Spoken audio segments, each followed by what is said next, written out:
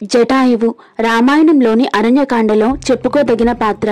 రావణుడు సీతను అపహరించినప్పుడు అడ్డుపడి వీరోచితంగా పోరాడుతుంది జటాయు అనే గ్రద్ద. ఆ సమయంలో రావణుడు దాని రెక్కలు విరిచి నేల కూలుస్తాడు.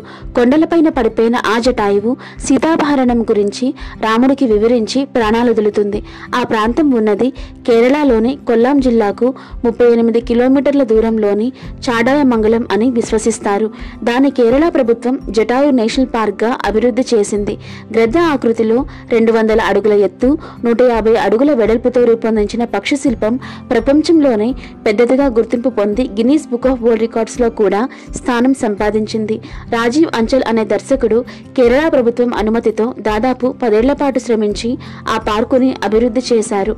65 ఎకరాల విస్తీర్ణంలో ఉన్న ఈ పార్క్ కనుచూపు మేర పచ్చని కొండలతో ఆహ్లాదకరంగా ఉంటుంది.